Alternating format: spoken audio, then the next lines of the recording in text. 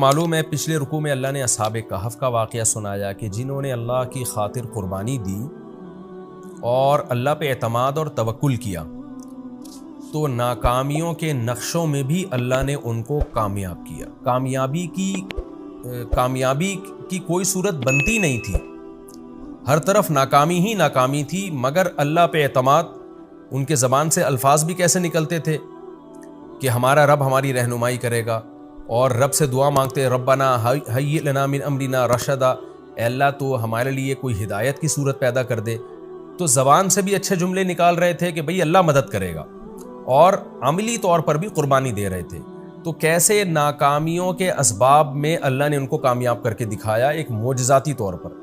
اب اللہ واقعہ بیان کر رہے ہیں ان متکبر لوگوں کا کہ کامیابی کے تمام اسباب کے ہوتے ہوئے بھی تکبر کی وجہ سے اللہ نے ان کو برباد کیا ہے، اور اس کا بنیادی مقصد مشرکین مکہ کو سمجھانا بھی ہے کہ جو بڑا ناز کرتے تھے اپنے بڑے ہونے پر، سردار ہونے پر، اور نبی کو حکم دیتے تھے کہ غریبوں کو اپنی محفل سے نکالیے، تو اللہ بتا رہے ہیں کہ تم سے پہلے بھی بہت لوگوں کو ہم نے اسباب اور وسائل اور دولت دی ہے، اور انہوں نے تکبر کیا تو کیسا ان کا انجام ہوا۔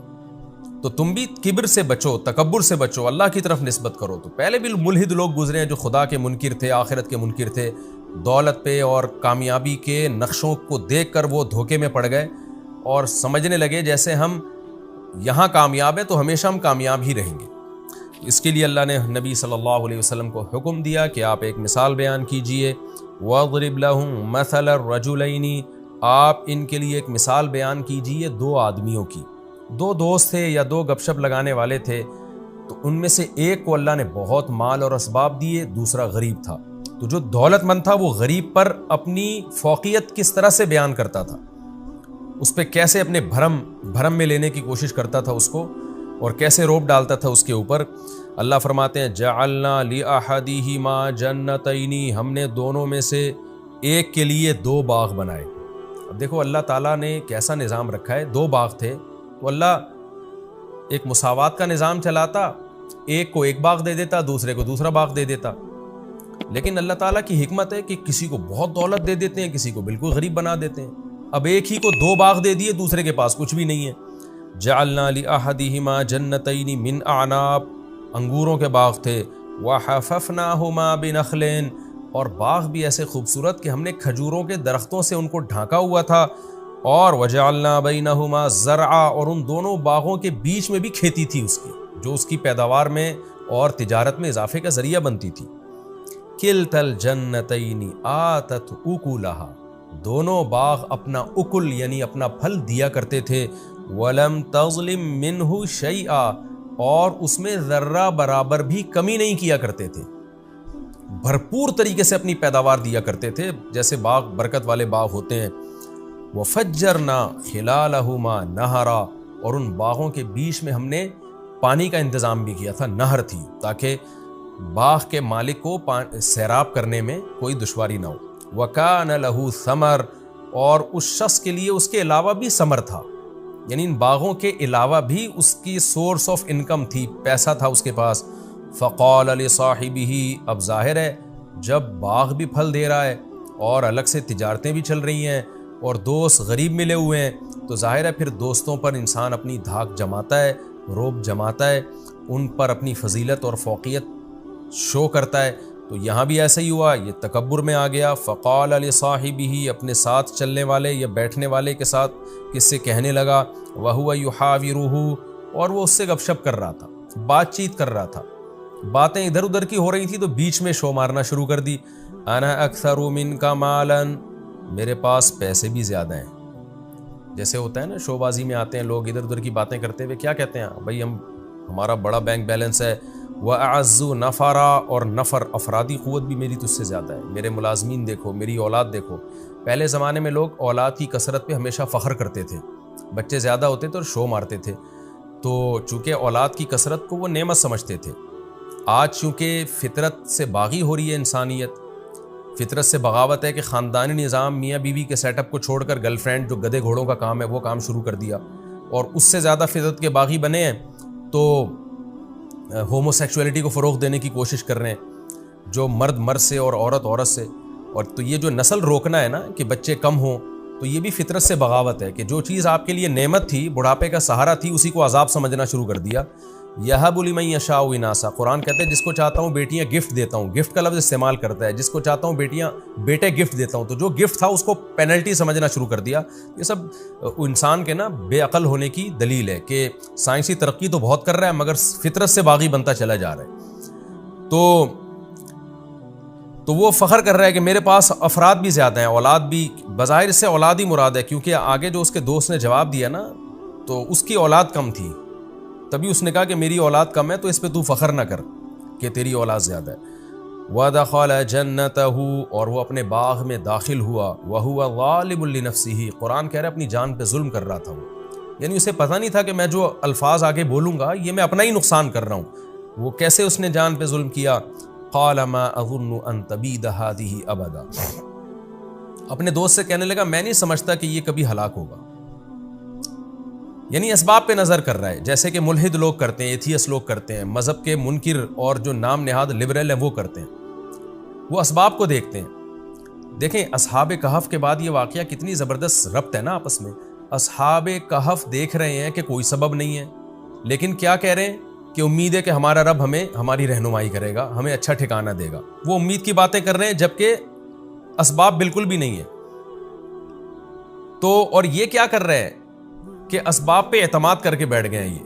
یہ کہہ رہا ہے کہ میرا اتنا اچھا باغ ہے اور نہر بھی ہے اور پانی کا بھی انتظام ہے، تو کیوں تباہ ہوگا بھائی باغ؟ یہ مطلب یہ ہے کہ اللہ کیا ہوتا ہے، مقصد اللہ کی نفی تھی کہ کوئی خدا نہیں ہے، ہمیں کسی سے ڈرنے کی ضرورت نہیں ہے، سب کچھ ہے، بارشیں برس رہی ہیں، نہریں چل رہی ہیں اور بہترین میرا بزنس ہے، تو اس کو کوئی نقصان نہیں پہنچا سکتا۔ کیونکہ اس زمانے میں بھی علماء جو نیک لوگ تھے ڈراتے تھے نا مالداروں کو کہ بھئی اللہ کی اطاعت کرو، شرک مت کرو، تو اس نے بھی وہی کام کیا کہ علماء کا مذاق اڑانا شروع کیا، یا پیغمبروں کی تعلیمات کا جو اس زمانے میں تعلیمات تھیں ان کا مذاق اڑانا شروع کیا۔ یہ واقعہ کب ہوا، کہاں ہوا، یقینی طور پر ہمیں اس کا کسی تاریخی کتاب سے یقینی ثبوت نہیں ملتا، البتہ کچھ آثار ملتے ہیں، حضرت مفتی تقی عثمانی صاحب نے بھی اپنے سفر نامے میں ذکر کیا، لیکن انہوں نے بھی اس کا تذکرہ کیا کہ یقینی نہیں ہے یہ۔ تو جب یقینی نہیں ہے تو ہم کیوں اس میں رائے پیش کریں؟ بس ہمیں یہ پتہ ہے کہ رسول اللہ صلی اللہ علیہ وسلم کے دنیا میں آنے سے پہلے پچھلی امتوں میں یہ واقعہ ہوا ہے، اس سے زیادہ ہم اس کے بارے میں نہیں جانتے۔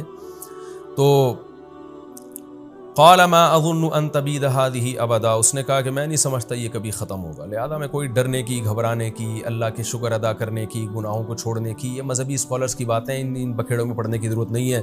وما اظن الساعة قائمة، رہا یہ مسئلہ کہ جو اہل اللہ ہیں، علماء ہیں، وہ تو کہتے ہیں قیامت قائم ہوگی، دنیا میں عذاب نہیں بھی آیا تو قیامت کے دن تو آئے گا، تو قیامت جب آئے گی تو اس وقت کے لیے تیاری کر لو، اللہ سے تعلق بحال کر لو۔ تو کہنے لگا کہ کوئی قیامت نہیں آئے گی، میں نہیں سمجھتا کہ کوئی آخرت قائم ہوگی۔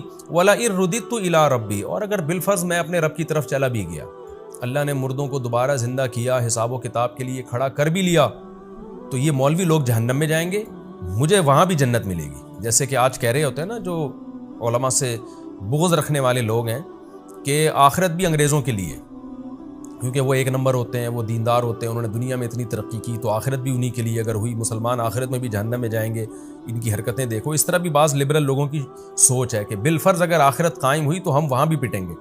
تو ایسا نہیں ہے بھائی، آپ اللہ پہ ایمان لانے والوں کو اور نہ لانے والوں کو ایک جیسا کیسے سمجھ سکتے ہیں؟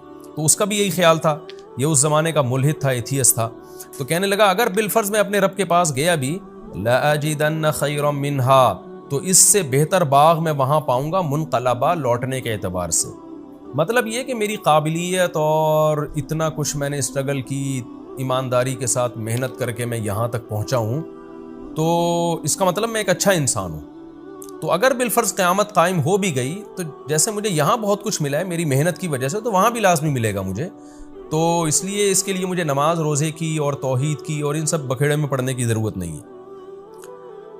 لیکن اس کا جو دوست تھا، غریب تھا، وہ مسلمان تھا، اس نے کیا کہا؟ قال له صاحبه، اس کے دوست نے اس سے کہا، وهو يحاوره، وہ بھی گپ شپ کر رہا تھا، کیا کہا؟ اکفرت بالذی خلقک من تراب، تو ایسی ذات کا انکار کرتا ہے جس نے تجھے مٹی سے پیدا کیا۔ کیا مطلب؟ زبان سے تو کہہ رہا ہے کہ میرا خدا ہے، لیکن تیرے عمل سے لگ رہا ہے کہ تو خدا کو نہیں مانتا۔ جو خدا کو مانتا ہے وہ سب سے پہلے ڈرتا ہے وہ یہ نہیں کہتا کہ یہ باغ ہمیشہ رہے گا، وہ کہتا ہے کہ بھئی اللہ نے چاہا تو رہے گا، نہیں چاہا تو یہ 2 منٹ میں ختم کر دے اس کو۔ تو اصل طاقت اور قدرت تو اللہ کی ہے، تو اس خدا کا انکار کر رہا ہے جس کی یہ طاقت ہے کہ اس نے تمہیں مٹی سے بنایا، پھر پانی کے قطرے سے بنایا۔ تو جو پانی کے قطرے سے انسان بنا سکتا ہے، اتنا پاورفل، اتنا طاقتور، وہ چاہے تو تیرے باغ کو 2 منٹ میں ختم کر سکتا ہے۔ تو ایسے بے فکر ہو کے کیسے بیٹھ گیا ہے؟ جیسے کہ آج ملحد اور ایتھیسٹ لوگ بیٹھ جاتے ہیں کہ کچھ نہیں ہونے والا، یعنی یہ اللہ کیا ہوتا ہے بھائی؟ سب کچھ اسباب سے ہے۔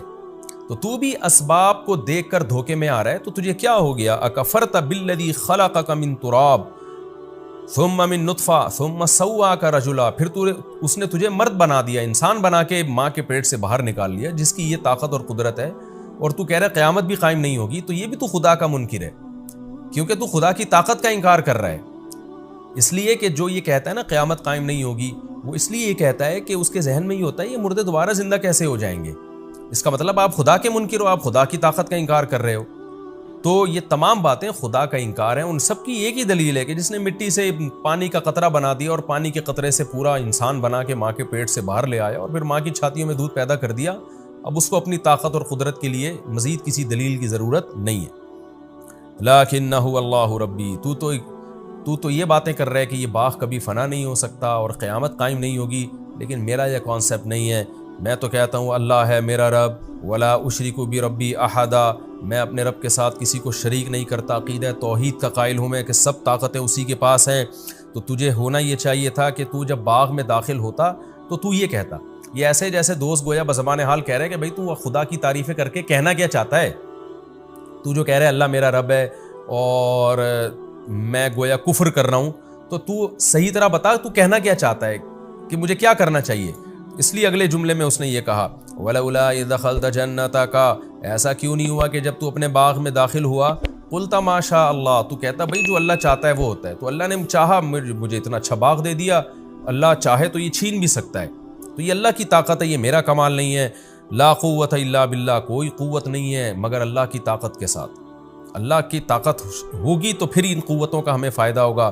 ان ترانی انا اقل منک مالا وولدا، اگر تیرا خیال یہ ہے کہ میں مال اور اولاد میں تجھ سے کم ہوں تو بجائے دھونس جمانے کے تو اللہ کا شکر ادا کرتا، بھئی اللہ کا دیا ہے، یوں کہتا فاسا ربی، میں تو امید کی بات کرتا ہوں، امید ہے میرا رب ان یؤتینی خیرا من جنتی کا، ہو سکتا ہے وہ کل تقدیر کا پانسا پلٹے اور تیرے باغ سے بھی بہتر باغ مجھے دے دے۔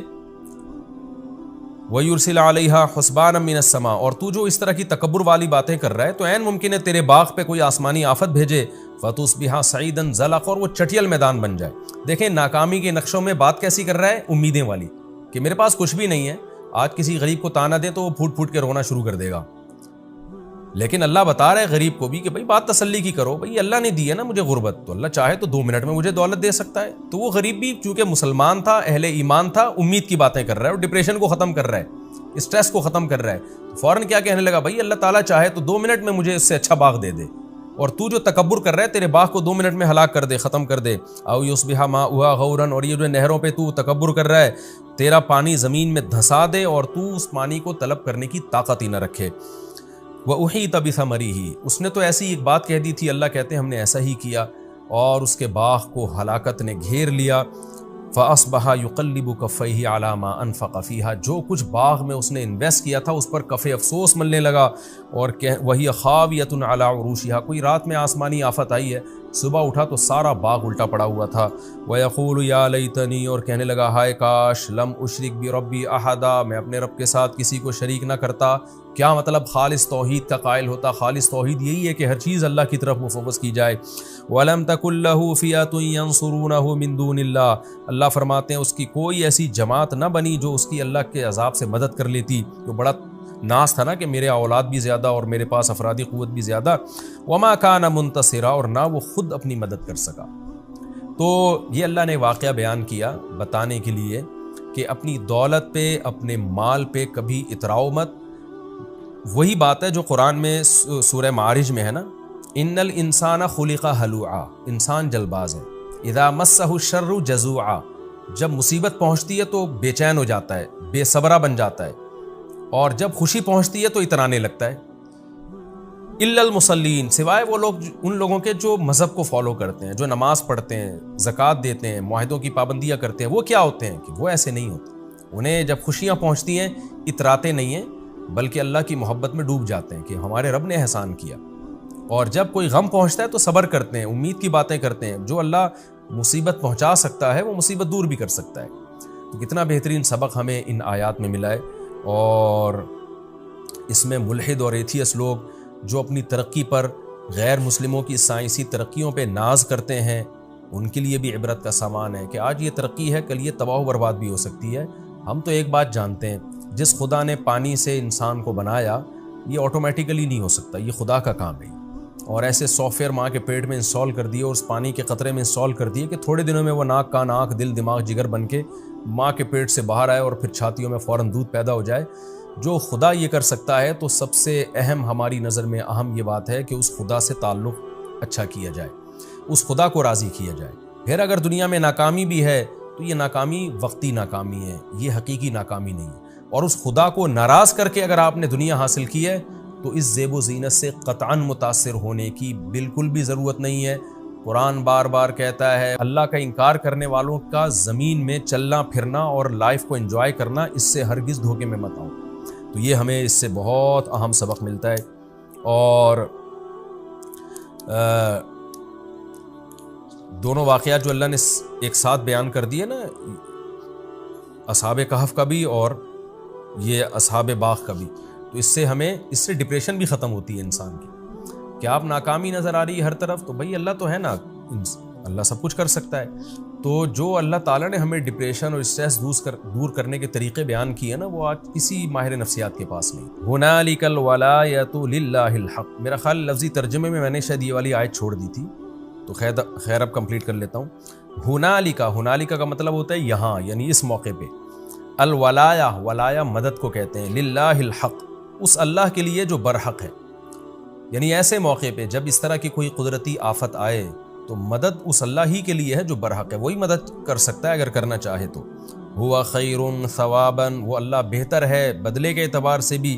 وہ خیر عقبا، اور بہتر ہے انجام کے اعتبار سے بھی. یعنی اس اللہ کا بدلہ اور جو رزلٹ ہے اللہ سے دوستی کا وہ بہرحال بہتر ہے. جو اللہ انجام بھی اچھا کرے گا اور ثواب بھی، بدلہ بھی دنیا کے لحاظ سے بہت اچھا دیتا ہے. تو کیا مطلب کہ یہ جو باغ ہلاک ہو گیا اس شخص کا، تو ایسے موقع پہ مدد بھی اللہ کر سکتا ہے. اور اللہ کو راضی کرو گے تو انجام بھی اچھا ہوگا اور ثواب بھی اچھا ملے گا.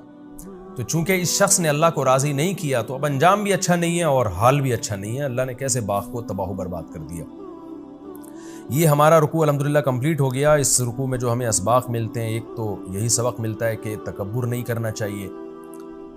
دوسری بات یہ جو ایتھیس لوگ دھوکے میں آتے ہیں نا، اس زمین کو دیکھ کر، حالات کو دیکھ کر کہ قبروں سے مردہ کیسے زندہ ہوں گے، حقیقت میں ایک بہت بڑی بھول ان سے ہو رہی ہوتی ہے. اکفرت بالذی خلقک من تراب. جب بھی کوئی ایتھیس ایسی باتیں کیا کرے نا، ملحد لوگ، کہ یہ سب مذہبی باتیں غلط ہیں، کوئی فرشتے نہیں ہیں، کوئی پیغمبر نہیں ہے، کوئی دوبارہ موت کے بعد زندگی نہیں ہے، تو فوراً یہ کہا کریں اکفرت بالذی خلقک من تراب، کہ جس خدا نے آپ کو مٹی سے بنایا، پھر پانی کے قطرے سے بنا دیا، پھر انسان بنا کے ماں کے پیٹ سے باہر نکال لیا، کتنی بڑی قدرت ہے. یہ عمل تو چونکہ ہم صبح شام دیکھ رہے ہیں نا، اس لیے ہمارے لیے یہ ہم اس کے یوز ٹو ہو چکے ہیں اور یہ ہمیں اچھمبے کی چیز نہیں لگتی. ورنہ اسی کو ساری زندگی انسان غور کرتا رہے نا تو عقل میں نہ آئے یہ بات. یہ خدا کا کام ہے یہ. تو ایسے اس کے بعد بھی یہ کہنا کہ مردے دوبارہ زندہ نہیں کر سکتا وہ خدا اور حساب و کتاب نہیں لے سکتا، یہ خدا کا انکار ہے. یہ آیت بہت موٹیویٹ کرتی ہے انسان کو. اکفرت بالذی خلقک من تراب ثم من نطفہ. باقی اس رکوع سے یہ جو ہمیں پتہ چلتا ہے کہ اس شخص نے جب اس کا باغ تباہ و برباد ہو گیا تو کف افسوس ملنے لگا اور کہنے لگا کہ کاش میں اپنے رب کے ساتھ کسی کو شریک نہ کرتا. تو کیا اس سے ہم یہ سمجھیں کہ اس نے اسلام قبول کر لیا، عقیدہ توحید کو مان لیا، یا ہم یہ سمجھیں کہ نہیں وہ کفر پر ہی مرا؟ تو ہمیں قرآن و سنت میں اس بارے میں کچھ نہیں ملتا. البتہ کسی کے صرف یہ الفاظ کہ اس کو یہ افسوس ہوا کہ میں نے ایسے الفاظ کیوں کہے، یہ توبہ کی علامت نہیں ہوتی. اس لیے کہ بعض دفعہ برے عمل پہ انسان کو ندامت تو ہوتی ہے مگر وہ توبہ نہیں کرتا. تو جبکہ گناہ کی معافی کے لیے باقاعدہ توبہ کرنا ضروری ہے. یعنی انسان توبہ کرے کہ میں اب آئندہ سے عقیدہ توحید کا قائل ہوں گا اور آئندہ سے میں یہ سمجھوں گا کہ جو مجھے مال اور اسباب ملے وہ اللہ نے دیے ہیں، اور پھر اپنے عمل کو درست کر لے. وہ تو جب تک یہ چیز نہیں ہوتی اس وقت تک توبہ قبول نہیں ہوتی انسان کی. کیونکہ بعض دفعہ کافر، قرآن تو کہہ رہا نا وَجَاهَدُوا بِهَا وَاسْتَيْقَنَتْهَا أَنفُسُهُمْ، فرعون کو پتا تھا موسیٰ علیہ السلام اللہ کے سچے نبی ہیں، لیکن اسلام میں داخل نہیں ہوا پراپر طریقے سے. تو کسی غیر مسلم کا اپنے آپ کو غلط سمجھنا یہ کافی نہیں ہے.